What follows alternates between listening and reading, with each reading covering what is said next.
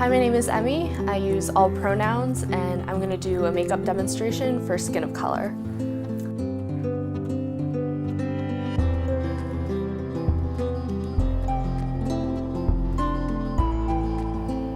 It was kind of hard at first because I didn't have any of the tools or any of the makeup actually, and none of the people on YouTube really looked like me, so that was kind of a difficult transition. Kind of experimented with just like cheap shit from the drugstore for like about a year, and then yeah, now I'm hopefully a little bit better than that.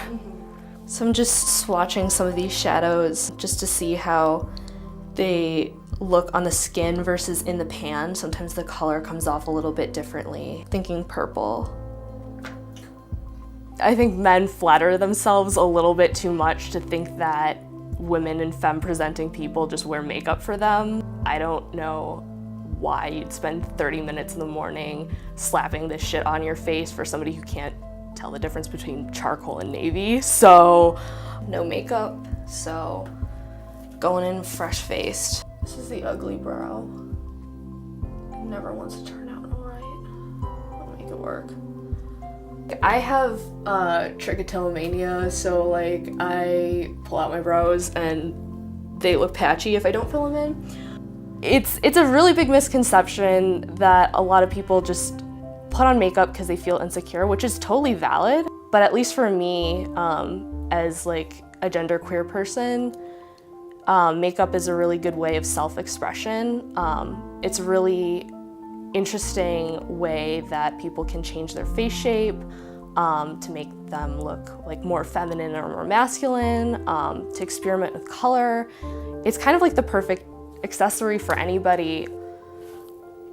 I always use matte products, or else I'll look like the BP oil spill by like noon. The first time I ever like encountered makeup, I absolutely hated it so much. In dance when I was a kid, I could not stand it. I could not wait to get it off my face. I hated it. My mom was like, just wait until you're a teenager, you're gonna wanna wear makeup. And I could not believe it, but like, okay, here I am now. So I guess she was right.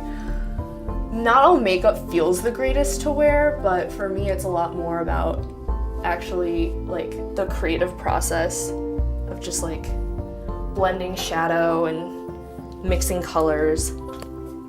It's a lot of fun. I tend to like have a really bland wardrobe.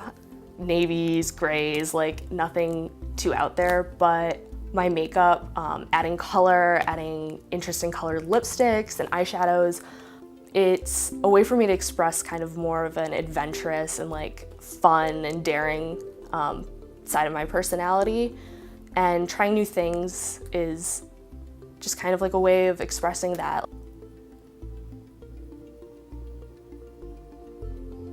Okay, so I'm gonna take just a kind of light lilac shade, and dip it in, tap off the excess, and then just kind of make windshield wiping motions into the corner and then into the eye socket to create like a shadow that will help make the eyes pop out.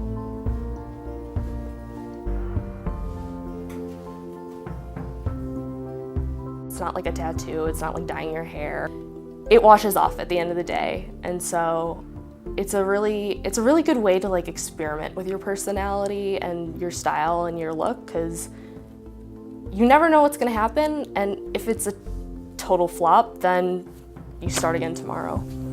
A lot of people really like neutrals, and like that's really beautiful, but I kind of want to look like a clown every time I go out. And I just really fell in love with like just keep experimenting with things. It's the only way you can really get good at anything, is just keep working at it. So the part of makeup that really gives me confidence is that when I wear makeup, I can make myself into like an individual that stands out, with different colors, with just different styles. It's difficult, like, finding my foundation shade, difficult finding people who have similar, like, facial structures as me within, like, the models and the manufacturers that create makeup. What's even more important about, like, different skin tone and skin type representations in makeup than necessarily just any other field is, like, people who don't share the same skin tone and skin type as you don't know how your skin works. I've spent a lot of time, you know, learning how to do my own skin, and in learning to do more professional makeup, I've really had to focus a lot on working on deeper skin tones. There aren't a lot of makeup brands that have, like, in-house artists with deeper skin tones, and so it's just kind of like the Wild West if you don't have, like, a very light skin tone. And it needs to change. There's a lot of good makeup brands out there doing the change, which is good, but it's taking some time. I think the gender diversity is a really positive thing, and making makeup more accessible to all people. For feminine people, like, makeup is kind of a catch-22, because if you don't wear makeup, then people are like, oh, you don't look put together. If you do wear a lot of makeup, you're trying too hard, whatever, like, you can't please anybody. So I think, like, more people just wearing makeup in general because they like it, not because, like, they feel like society is pressuring them to do so, is a really positive thing. The only unfortunate thing with a lot of these, like, male-identified faces of the makeup industry is a lot of them are, like, super racist white men. So it's like everywhere you go, like, you get one thing or you take away the other. Who doesn't like to feel confident and good about themselves? You can really, like, chisel out a harsh cheekbone. Even if you don't have cheekbones, you can, like, reshape your nose, make your forehead or your chin, like, really anywhere on your face look bigger or smaller based on where you put the shadows and the highlight. And something that I've been learning, contouring as a way to emphasize features rather than recreate Eurocentric features. The way that, like, most, I guess, tutorials or makeup artists teach you to contour is a way to make yourself look whiter.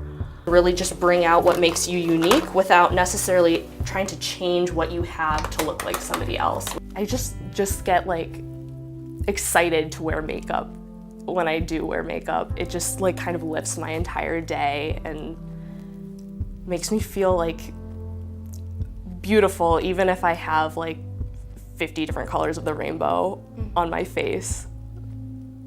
When I do walk out of the house with, like, a full face beat, I spend time to make sure it looks good and to do something fun, and it just makes me feel, like, so much more put together. Except for, like, crazy colors like this, where, you know, if you're gonna go, you're gonna go all out. But for things like pinks and reds and nudes, look at the undertone of your skin. So I have yellow undertones that are very warm. People who have more pinky undertones are said to have more cool tones. And I'm gonna get black lipstick all over my teeth. It's gonna be great.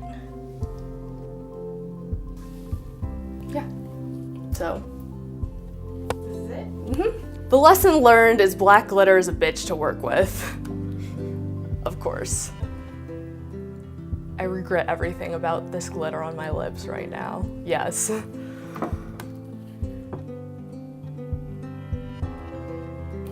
I really don't have, like, that great of a reason other than just I love it.